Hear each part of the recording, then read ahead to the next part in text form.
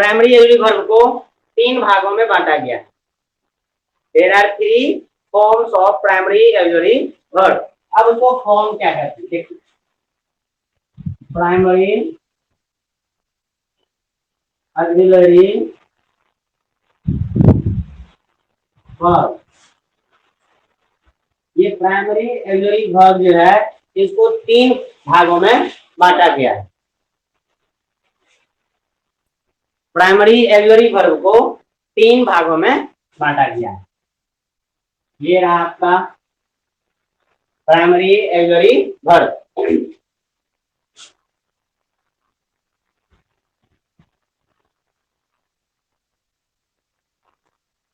Now look here. There are 3 forms of primary auxiliary verbs.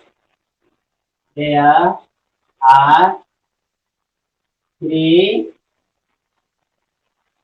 forms of primary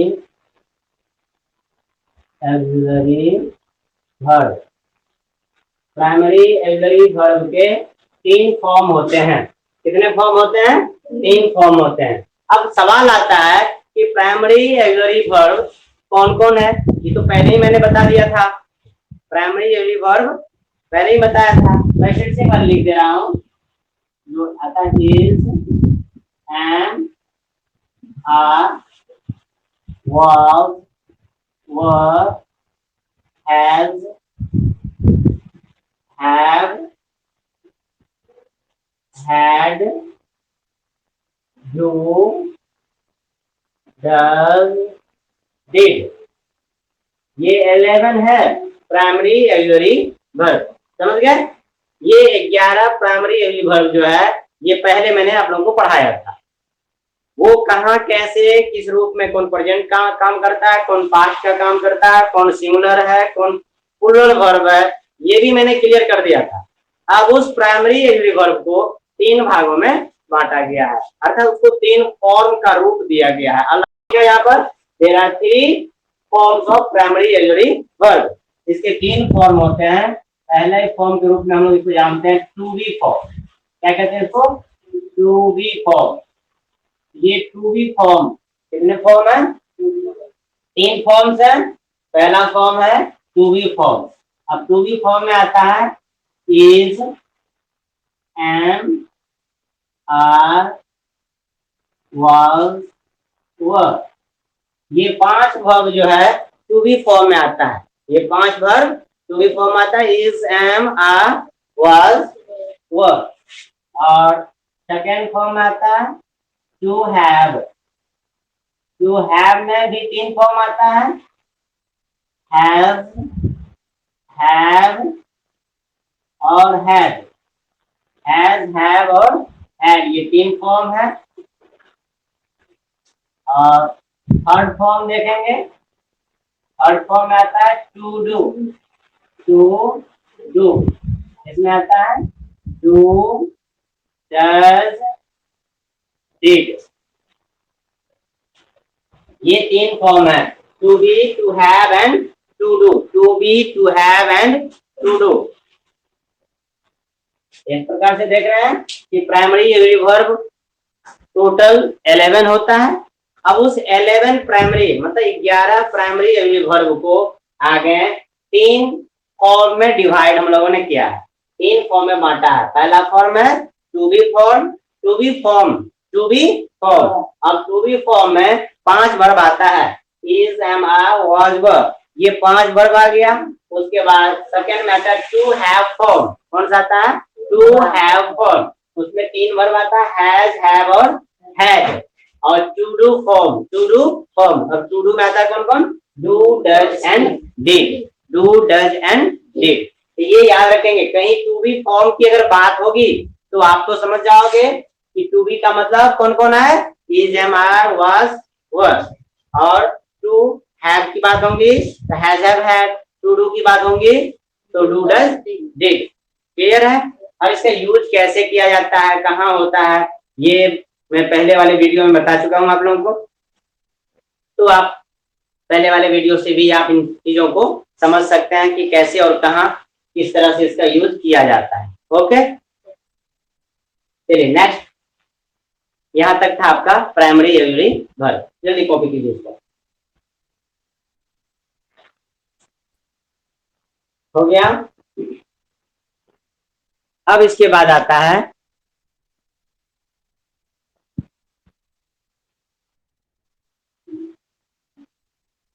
primary every verb के बाद आता है model auxiliary verb.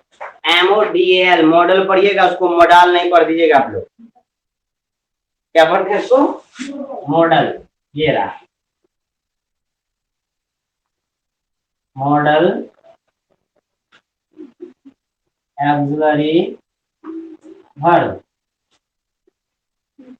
अब model auxiliary verb है क्या? ये ऑक्सिलरी वर्ब का ही एक पार्ट है, मॉडल ऑक्सिलरी वर्ब। अब ये मॉडल ऑक्सिलरी वर्ब देखेंगे, ऑक्सिलरी वर्ब में से 11 वर्ब निकल गया प्राइमरी में, तो बचा 13। तो 13 वर्ब जो है, 13 ऑक्सिलरी वर्ब जो है वो कौन सा वर्ब बनेगा? Model auxiliary verb. तो पहले हम लोग जान लेते हैं कि मॉडल ऑक्सिलरी वर्ब क्या है और क्या काम करता है। पहले इसका डिफिनेशन हम लोग लिखते हैं कि the verb which shows capacity, the verb which shows capacity, power, ability, possibility,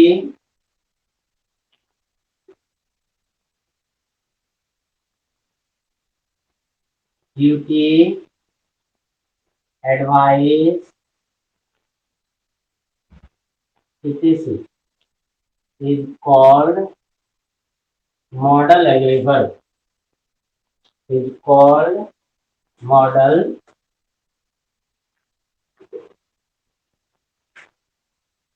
auxiliary verb. The verb which shows कि वह verb जो बताता है, वह verb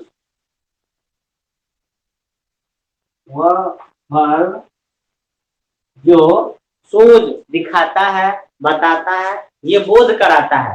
किस चीज का बोध कराता है? तो कैपेसिटी, सामर्थ्य का बोध कराता है। पावर, शक्ति, ठीक है, एबिलिटी, योग्यता, पॉसिबिलिटी, संभावना, ड्यूटी, कर्तव्य, एडवाइस, सलाह इत्यादि का जो बोध कराता है उसे क्या कहते हैं हम लोग? मॉडल नहीं भाई, मॉडल ऑक्सिलरी वर्ब कहते हैं। मैंने पहले ही बता दिया, मॉडल नहीं पढ़ना। आपकी जान मुझे नहीं पढ़ रहे थे मॉडल। नोट है। अच्छा देखिए कि वह वर्ब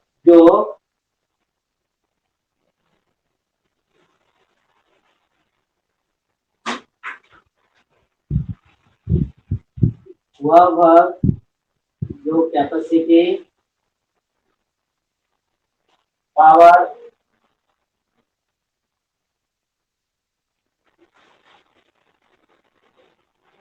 योग्यता, लिखिए हिंदी में लिख दे रहा है। वह वर्ब जो कैपेसिटी, पावर, एबिलिटी को योग्यता कहते हैं, एबिलिटी को क्या कहते हैं? योग्यता कहते हैं। पॉसिबिलिटी को संभावना कहते हैं, पॉसिबिलिटी को संभावना कहते हैं। ड्यूटी में कर्तव्य होता है और एडवाइस में सलाह होता है। एडवाइस में सलाह होता है, सलाह इत्यादि का बोध करावे, इत्यादि का बोध करावे मॉडल ऑक्सिलरी वर्ब कहते हैं। वह वर्ब जो capacity,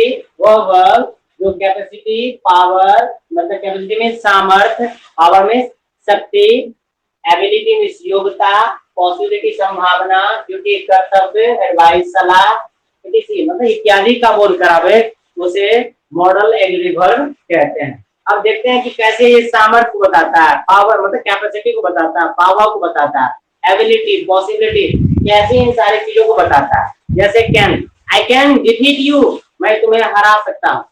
I can kill this snake, मैं सांप को मार सकता हूँ, इसका मतलब पावर है, कैपेसिटी है तब तो।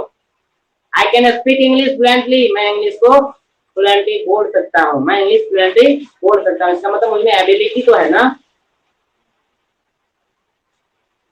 We should serve our country, हमें अपने देश की सेवा करनी चाहिए, ये हमारी क्या है, ड्यूटी है ना, है या नहीं। We must obey our parents, हमें अवश्य अपने माता पिता की सेवा करनी या आज्ञा का पालन करना चाहिए, ये हमारा क्या बनता है, कर्तव्य है क्या नहीं। We should not quarrel with each other anybody, हमें किसी से झगड़ा नहीं करनी चाहिए, ये सलाह दे रहा है कि नहीं दे रहा। इस तरह से जो हमेशा कैपेसिटी का बोल करा दो, जैसे एग्जांपल में देखिए कौन कौन आता है, कैन आता है, समझ रहे हो भाई, कैन आ गया, उसके बाद फूड आता है, मे आता है, उसके बाद माइट आता है, कैन फूड में माइट आता है, माइट के बाद जल्दी से ऊपर वाले मिटा दे रहे हैं, कैन फूड में माइट आता है, चलिए हो गया। तो कैन से सामर्थ्य का बोध होता है, कैपेसिटी का बोध होता है, कैन से फूड से भी पास्ट एबिलिटी इंजीनियरिंग सामर्थ्य का बोध होता है, मे से पॉसिबिलिटी कहते हैं, इट में रेन टुडे, आज वर्षा हो सकती है, अदर में कम टुडे, पापा आज आ सकते हैं, संभावना में है, नहीं भी आते हैं पापा, ऐसा भी तो होता है ना, पापा नहीं भी आते हैं, तो दोनों बातें होती है। इस प्रकार से ये कैन और कुड सामर्थ्य बताएगा और ढेर सारी चीजें बताता, मैं आगे एक एक करके बताऊंगा आप लोगों को।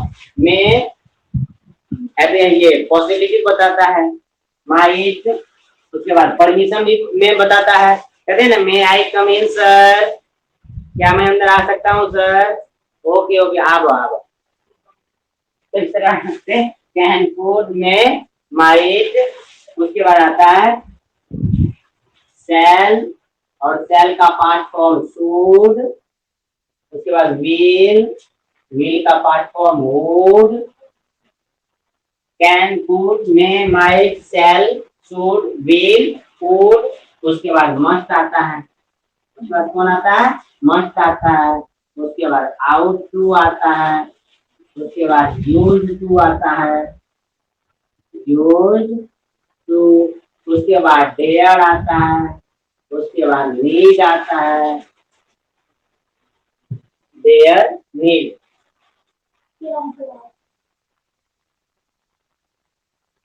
तो देखिए कितना हो गया, 13 हो गया, टोटल 13 हो गया ना। Can could may might shall should will would must ought to use to dare and need, ये 13 जो है ये आपका मॉडल ऑक्सिलरी वर्ब है, ये 13 क्या आपका मॉडल ऑक्सिलरी वर्ब है। तो जल्दी नोट कीजिए, जल्दी कीजिए नोट फटाफट।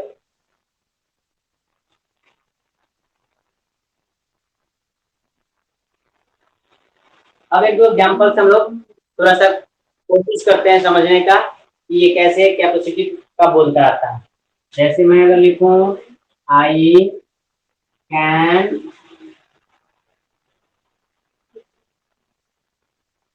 Walk on the road, I can walk on the road, यहाँ कैन कहने से कैपेसिटी का बोध हो रहा है कि मैं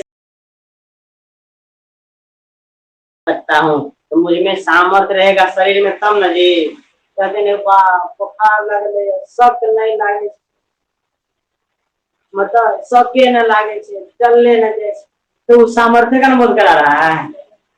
तो सामर्थ्य मतलब जिसको पावर कहते हो, अभी दिन में झगड़ा कर रहे हैं छो पावर लगी हमरा से, तुरंत कहने की नहीं। तो इस प्रकार से ये कहन जो है वहां पर कैपेसिटी और पावर का बोध कराता है।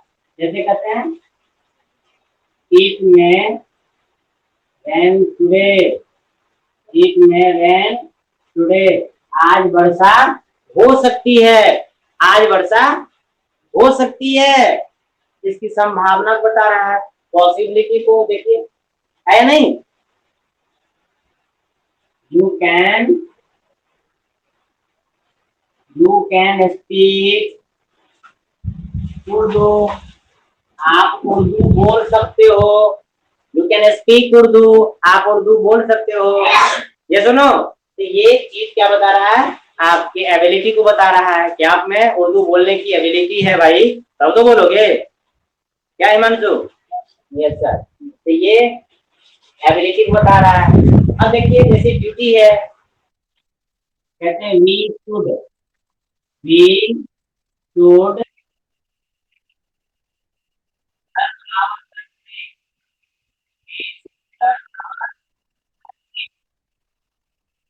क्या बोले?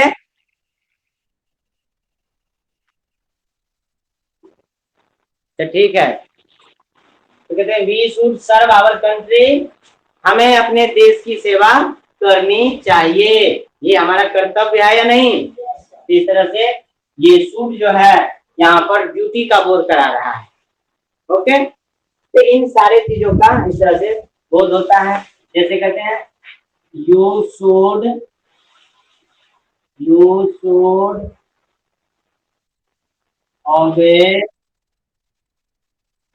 यू शुड ओबे योर पेरेंट्स, यू शुड ओबे योर पेरेंट्स, अपने माता पिता की आज्ञा का पालन करना चाहिए, तुम्हें अपने माता पिता की आज्ञा का पालन करना चाहिए। तो ये मैं एडवाइस दे रहा हूँ, मतलब सब लोगों को अपने माँ बाप की आज्ञा का पालन करना चाहिए हर हालत में, लेकिन विवेक के साथ, दिमाग के साथ करना। ऐसा नहीं कि कुछ हो कह दे तो हो जाएगा। ये विवेक बहुत खुश है कि हमारे साथ कहेगा, ये विवेक नहीं, दिमाग वाला विवेक। क्या विवेक? बहुत खुश है, हमारे साथ कह रहा है, मजा आएगा, सबके मम्मी पापा के साथ हम चल जाएंगे। अच्छा, ऐसा बात नहीं है। तो यहाँ पर फ्रूट जो है एडवाइस देने का काम कर रहा है। ओके, हाँ बोलिए। You can speak you R D you Urdu. देखिए ये आपका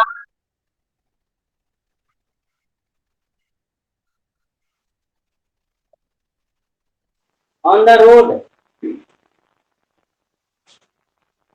देखिए तो इस तरह से ये एक एक करके आपको कभी कैपेसिटी बताता है, कभी एबिलिटी, कभी पावर, कभी पॉसिबिलिटी, ड्यूटी, एडवाइस। इन सारी चीजों का जो भर बोध कराएगा वही क्या कहलाएगा, मॉडल एग्जरी वर्ब कहलाएगा। अब देखते हैं इस मॉडल एग्जरी वर्ब को फिर अलग अलग पार्ट में बांटा गया है, तो इसका यूज कैसे करेंगे, ये आपके सेंटेंस में, आपके कॉम्पिटिटिव एग्जाम्स में ये कैसे यूज किया जाएगा, वो बात हमेशा याद रखिएगा। और याद रखिएगा सबसे बड़ी चीज यह है कि इसका प्रयोग आपके डेली लाइफ में कैसे होगा, आपके एग्जाम में ये कैसे पूछा जाएगा, कंपटीशन में कैसे पूछा जाएगा, उस चीज को याद रखिएगा भैया, बहुत इंपॉर्टेंट चीज है। इसको नहीं समझ पाएंगे, केयर नहीं कीजिएगा बढ़िया से, तो शायद 3 मार्क्स आपके 12th के एग्जाम में समाप्त हो जाएगा। 12th में तो समाप्त होगा, तो होगा ही, आगे आने वाले जितने भी कंपटीशन की तैयारी आप करोगे, याद रखना जिस तरह से मैं बता रहा हूं, फिर मौका ही नहीं मिलेगा समझने का। बहुत आसान है, एकदम रिलैक्स मोड में पढ़िए। देखिए क्या बोला, तो मैं नीचे लिखा रहा हूं, और देखिए आगे क्या है। इस मॉडल एग्री वर्ब को, इस मॉडल एग्री वर्ब को ये 2 भागों में बांटा गया है। एक कंप्लीट मॉडल एग्री वर्ब, पहला है कंप्लीट मॉडल एग्री वर्ब, और दूसरा है मार्जिनल मॉडल एग्री वर्ब। हाँ मनु बोलिए। We should serve, SERV, serve our country, we should serve our country. चलिए देखिए, मैं अब मॉडल एग्री वर्ब को बांट रहा हूँ अलग अलग टाइप्स में। तो इसको मॉडल एग्री वर्ब को 2 पार्ट में बांटा गया है। मॉडल एग्री वर्ब को 2 पार्ट में बांटा गया है। पहला है कंप्लीट मॉडल एग्री वर्ब, और दूसरा है इनकम्प्लीट मॉडल एग्री वर्ब। पहला है कंप्लीट मॉडल एग्री वर्ब। हो सकता है आप जहाँ कहीं पढ़े होंगे, कुछ स्टूडेंट्स इसमें पढ़े भी होंगे, कुछ नहीं पढ़े होंगे, तो देखिए कुछ स्पेशल आपको मिलेगा, कुछ खास मिलेगा आपको और गौर से पढ़िएगा। मॉडल, हम एस लगा देते हैं तो समझ जाइएगा मॉडल्स कह रहा है। क्या होगा? मॉडल। वो मॉडल्स नहीं जो टीवी पर देखते हैं, ठीक है ना, वो मॉडल्स नहीं है भाई, ये ग्रामर का वर्ब है। ठीक है, तो इसका मतलब ये मॉडल हो गया। इस मॉडल को दो पार्ट में बांटा गया है। कितने पार्ट में बांटा गया है? दो पार्ट में बांटा गया है। पहला है complete modal verb, complete model, हम एस लगा देते हैं, आप समझ जाएंगे। कंप्लीट मॉडल्स का मतलब हो गया कंप्लीट मॉडल ऑक्सिलरी वर्ब, ठीक है। और दूसरा है इनकम्प्लीट, इसको आप कह सकते हो, जिसको हम लोग मार्जिनल मॉडल वर्ब नाम देते हैं, MARGINAL, मार्जिनल मॉडल, इसको कहते हैं मार्जिनल मॉडल, बस यही कहते हैं। कंप्लीट मॉडल्स और ये है मार्जिनल मॉडल। और कंप्लीट मॉडल को फुल मॉडल्स भी कहते हैं, इसको फुल मॉडल्स भी कहते हैं, और इसको एडजस्टेबल मॉडल्स भी कहते हैं। लेकिन मूल रूप में याद रखेंगे मॉडल्स, कंप्लीट मॉडल्स। क्या जानेंगे हम लोग? Complete model. अब सवाल आता है कि मॉडल एडवर्ब की संख्या 13 थी, 13 मॉडल एडवर्ब है। उस 13 मॉडल एडवर्ब में कंप्लीट मॉडल एडवर्ब कितना होता है? तो याद रखेंगे इसमें 10 आता है। कितना आता है? 10। और इसमें आ गया 3। इसमें कितना आ गया? 3। कंप्लीट मॉडल में 10 और मार्जिनल में 3। तो ये देखेंगे मार्जिनल में 3 कौन कौन आता है, मैं पहले ही बता दे रहा हूँ मार्जिनल को, फिर मैं बात बताऊंगा एक्स्ट्रा। तो उसमें आता है डेयर, नीड और use to. Use to, dare और नीड, यूज टू, डेयर और नीड, ये तीन जो है मार्जिनल मॉडल एडवर्ब भी कहते हैं। ओके, इसको इनकम्प्लीट एडवर्ब भी कहते हैं। और बाकी जो है can, could, may, might, shall, will, should, would, must, ought to, ये 10 जो है ये आपका कंप्लीट मॉडल एडवर्ब कहलाता है। कौन कौन? Can, could, may, might, shall, will, should, would, must, ought to. और यूज टू, डेयर, नीड जो है ये इनकम्प्लीट में मार्जिनल मॉडल्स कहलाएगा। ओके, तो चलिए हम लोग जानते हैं इस कंप्लीट, हम इसको लिख दे रहे हैं, यहाँ पर देखिए एक एक करके लिख दे रहे हैं, और एकदम इत्मीनान से आप लोग देखिए, कोई टेंशन नहीं लेना है, रिलैक्स मूड में। समझ रहे हैं मेरी बात को? इसमें आता है can, could, may, might, shall, should, will, could, must, ought to. ये देखिए आपका 10 मॉडल एडरी वर्ब हो गया। ये 10 आपका क्या हो गया? कंप्लीट मॉडल एडरी verb. Can, could, may, might, shall, should, will, would, must, ought to. 10वां भाई?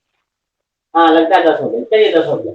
अब सबका हिंदी आप लोग जानते ही होंगे। कैन मीन सकना, कुड मीन सका, मे मीन सकना, माइट मीन सका, शैल मीन भागेगी, फ्यूचर के लिए बताते हैं हम लोग। शुड मतलब भी होता है, विल, वुड, मस्ट मीन्स अवश्य चाहिए, आउट टू मतलब भी चाहिए। ये देखिए ये जो 10 आपका मॉडल वर्ब है, अब इसको हम लोग यूज कैसे करेंगे, ये बहुत इंपॉर्टेंट चीज है, इसको समझिएगा। हो सकता है कुछ अलग लगे, मैं कोशिश कर रहा हूँ कि कुछ स्पेशल आप लोगों को बता दूं, कुछ अलग तरीके से आपको समझा दूं, कुछ अलग तरीके से। और आपको समझाने की कोशिश मैं इसलिए कर रहा हूं कि यही चीज अब आपके एग्जाम में पूछा जाएगा, यही चीज आपके एग्जाम में पूछा जाएगा। ये याद रखिएगा कि कैसे पूछा जाएगा और किस तरह से पूछा जाता है, वो देखेंगे।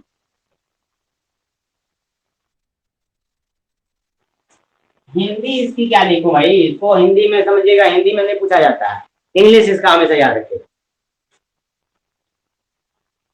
देखिए ये याद रखेंगे पहली बात कि मॉडल एग्री वर्ब के बाद कंप्लीट मॉडल याद रखिएगा। मॉडल एग्री वर्ब में मैं नहीं कह रहा हूं, मैं मॉडल एग्री वर्ब्स नहीं कह रहा हूं, मैं कंप्लीट मॉडल वर्ब की बात कर रहा हूँ, कंप्लीट मॉडल वर्ब की बात कर रहा हूँ, ठीक है।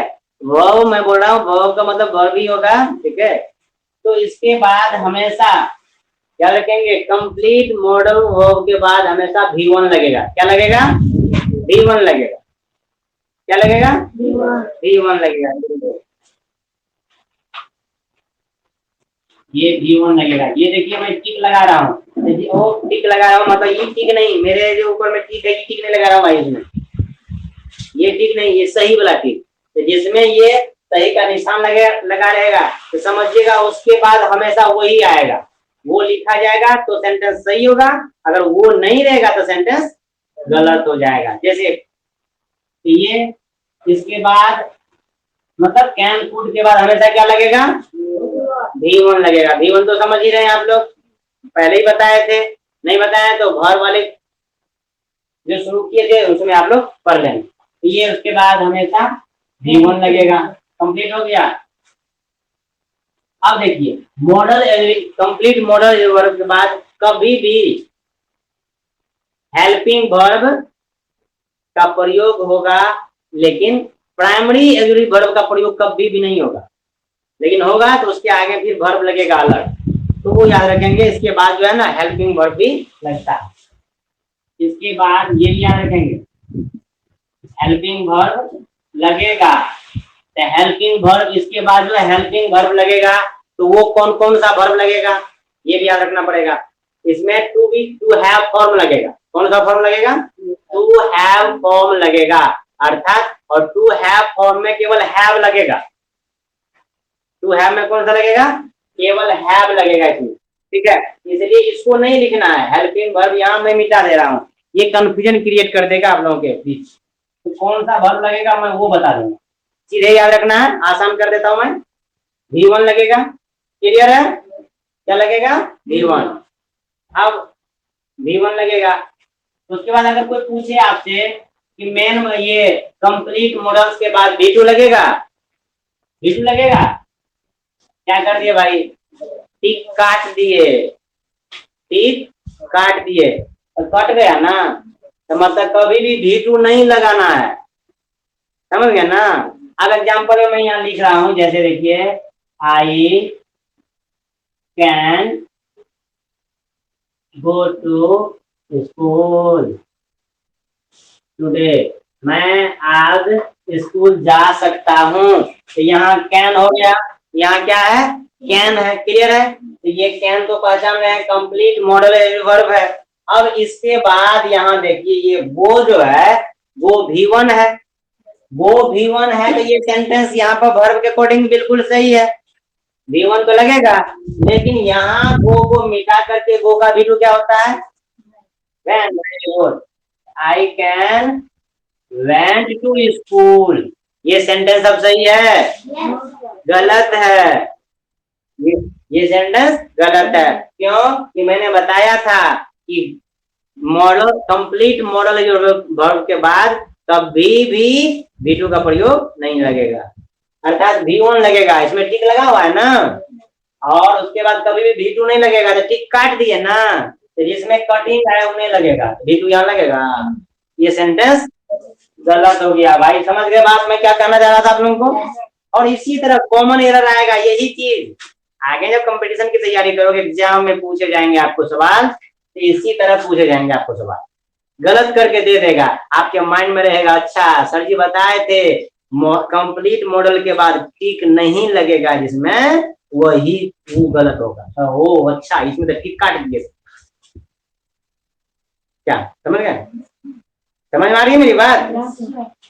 ऐसा नहीं कि केवल ऐसे बोल रहे यस V2 नहीं लगेगा। तो चलिए भाई V3 के बाद करें, तो क्या V3 लगेगा, कंप्लीट मॉडल वर्ब के बाद V3 भी नहीं लगेगा, इसके बाद V3 भी कभी भी नहीं लगेगा, ये भी याद रखना है, खत्म। अच्छा V4 तो लगना चाहिए, ये भी नहीं लगेगा, V5 लगना चाहिए, ये भी नहीं लगेगा, V6 लगना चाहिए, बेसिक्स होता ही नहीं है, ठीक है ना, बेसिक्स नहीं होता है। तो ये याद रखेंगे कि कंप्लीट मॉडल एग्री वर्ब के बाद हमेशा क्या लगेगा, V1 लगेगा, V2 V3 V4 V5 नहीं लगेगा, कंप्लीट। अब ये याद रखिएगा कि कंप्लीट मॉडल मतलब इन सारे वर्ब्स के बाद, इन सारे वर्ब्स के बाद, ठीक है, इन सारे वर्ब्स के बाद कभी भी क्या नहीं लगेगा, टू नहीं लगेगा। क्या नहीं लगेगा, टू नहीं लगेगा। क्या नहीं लगेगा भाई, टू नहीं लगेगा। लेकिन अपवाद में याद रखना, आप लोगों के कहने से पहले मैं बोल रहा हूँ, टू नहीं लगेगा, इनके बाद टू नहीं लगेगा। लेकिन कभी कभी कोनो विद्यार्थी थथर नहीं होता है, कितने कितनों कहते रहो उसने करबे करे, थथर होता ही नहीं। तो इसमें भी टू को वर्ब ऐसा है कि थथर है। क्या है, थथर है, तो रूल को फॉलो नहीं करता। उसमें देखो नीचे लिखा हुआ यूज, ये आउट टू है ना, तो ये याद रखिएगा, इसमें आउट के बाद टू लगेगा। आउट के बाद क्या लगेगा, टू लगेगा। इस वजह थथर है, सब अंतिम में कभी छोड़ देगा, रह गई ना, थथर के छोड़ दी, तो ये थथर है, इसलिए इसमें टू लगेगा। समझ गए ना, ऐसा नहीं कि सर आप तो कहे थे टू नहीं लगेगा काट दीजिए, लेकिन हम कह रहे हैं दो बकलेल जो है ना थथर हो गया, ये दोनों बेटा थथरोलॉजी करता है, ठीक है। एक वर्ब और है आउट टू, और इधर देखिए लिखे थे मार्जिनल मूव, माय गॉड छूट गया, यूज्ड टू, आउट टू और यूज्ड टू, ये सही रहेगा। मतलब ये दोनों लोग थथर हो गया है, इसके कहेंगे नहीं लगना, नहीं हम लगेबे करबे, हमें लगेबे करबे। देखता है ना कितना लड़का को मतलब दीदी लोग लगाती है, बहन लोग लगाती है, मतलब मम्मी, महिला सब महिला ग्रुप में लगाती है ये अलकतरा, तो मतलब गलती हो गई, मतलब अलता करते हैं हाँ, अलता नेल पॉलिश, तो महिला सब लगाती है अलता। तो कितना इधर से बकलोल सब लड़का सब, नया नया लड़का सब जो है ना, वो लगा लगा 3 उंगली में एक अलता लगलिए सर, अलता एक किया लगली रे, तो या दिया है वाला से दूटा में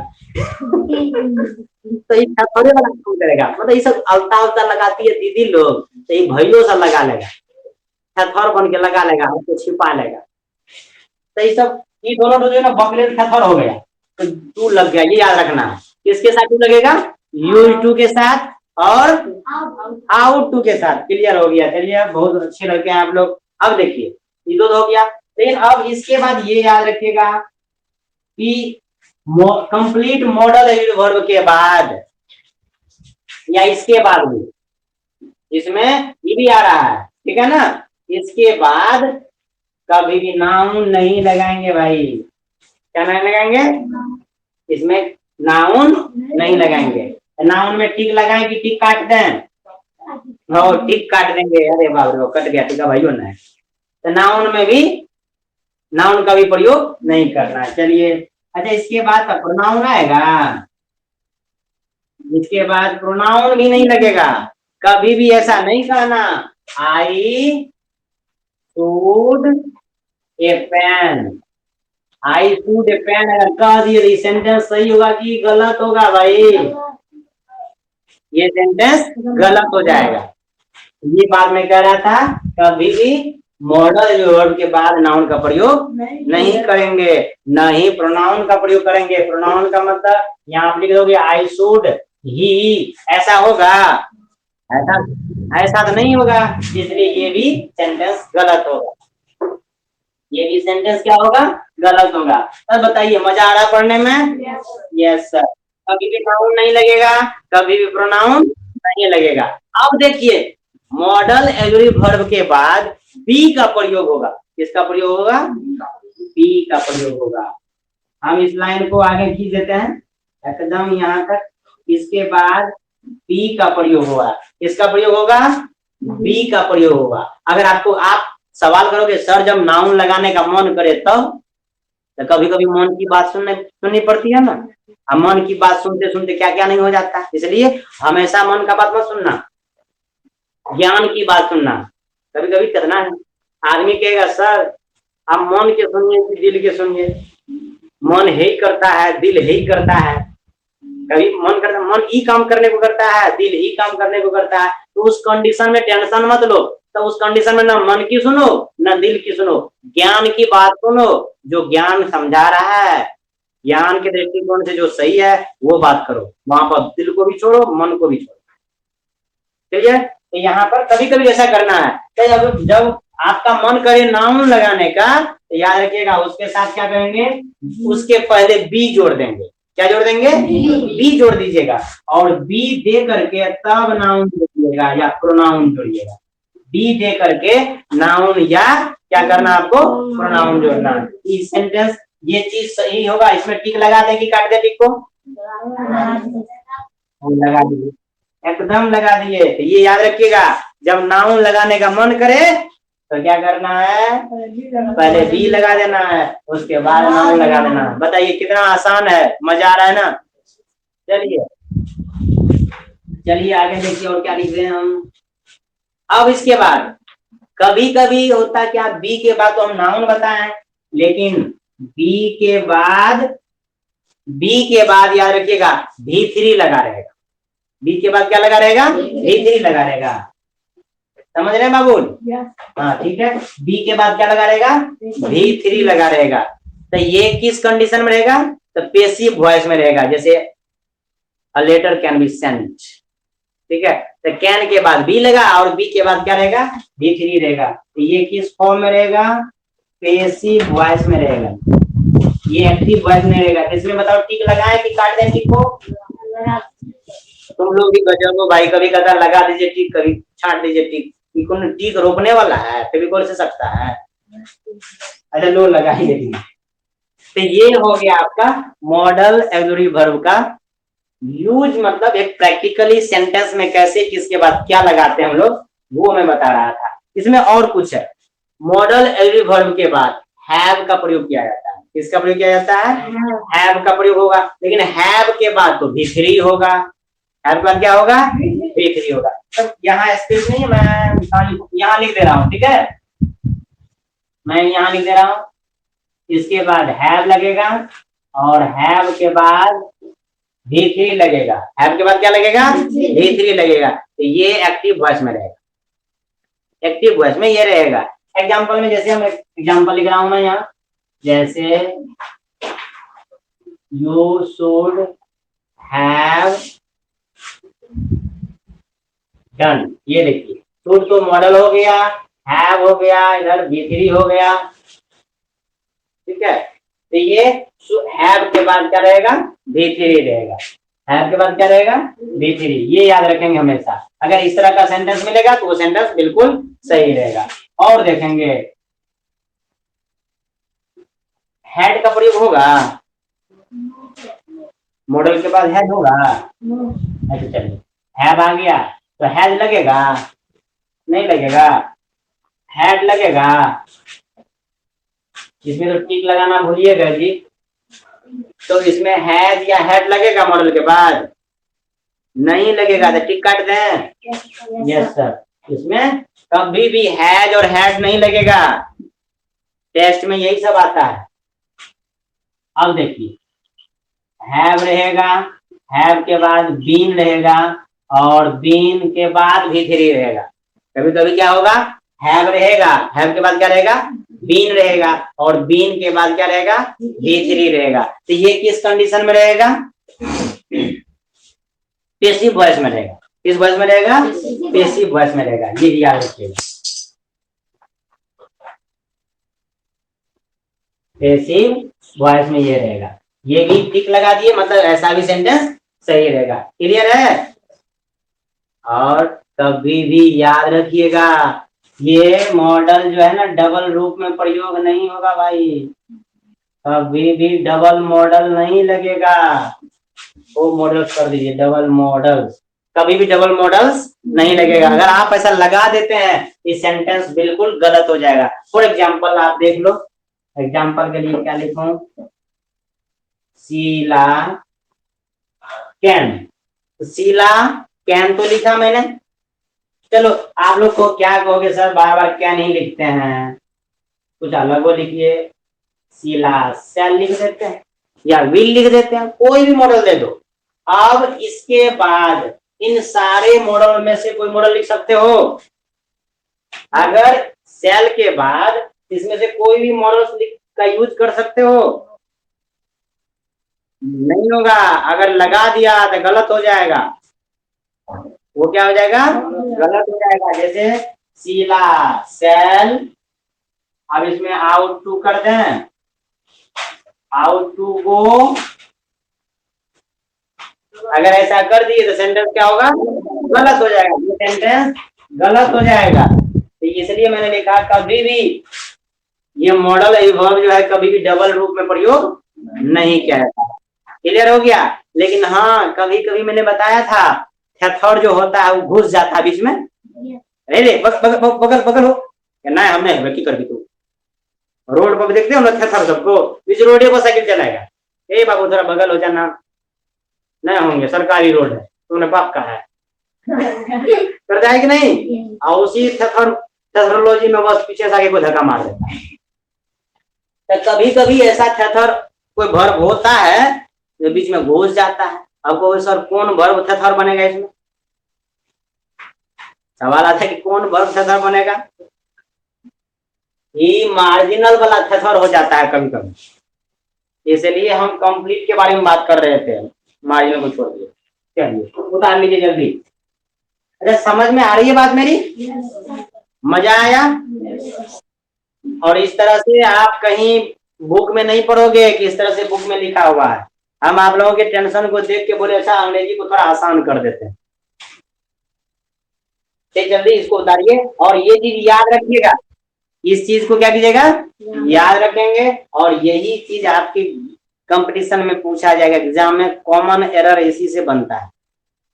सेंटेंस गलत लिख देगा, अब आपको कहेगा गलती पहचानो। तो जब आपको इन सारी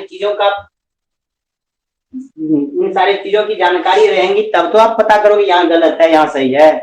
और जब इन चीजों की जानकारी नहीं रहेगी तब नहीं खोज पाओगे। चलो मैं एक दो सेंटेंस यहाँ लिख दे रहा हूँ। कहाँ लिखूं भाई? अच्छा चलो यहाँ लिख रहा हूँ। She should gone to school। तो बहुत आसान सेंटेंस में दे रहा हूँ, एकदम सिंपल सेंटेंस ताकि आप लोग समझ सको। तो बताओ ये सेंटेंस सही है कि गलत है या कहाँ एरर है?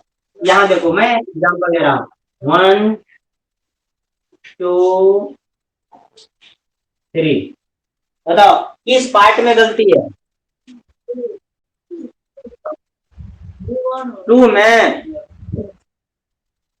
यहाँ देखिए गोन V3 लग गया है, यहाँ दिया कि V3 नहीं लगेगा, लग गया है। तो जिसको ये पता चल गया कि मॉडल एवरी वर्ब के बाद कभी भी V3 नहीं लगेगा, तो बताओ भैया बात गलत है ना है? तो यहाँ हे गलतिया अब देखिए शुड लगेगा, सेल तो लगता है अवश्य के डिटर्मिनेशन के सेंस में लग जाता है, लेकिन यहाँ शुड लगाया तो ये बिल्कुल सही है, ये भी सही है। कि बीच में बकलोल जो है ना गोन घुस गया है। यहाँ लगना चाहिए कौन चीज? V1 लगना चाहिए। हाँ गो, अब हुआ गो। अब तो सर गो मतलब सर गो, अब जाइए अब काम हो गया मेरा। तो इस तरह से पहले आप लोग उतार दीजिए। पहले हाँ पहले कॉपी कीजिए फिर आगे बताते हैं। में और कैन में अंतर क्या है ये बात भी मैंने बताया, कभी तो सिर्फ ये बता रहा हूँ, फिर इसको यूज करने के लिए अलग अलग तरीके से बताऊंगा।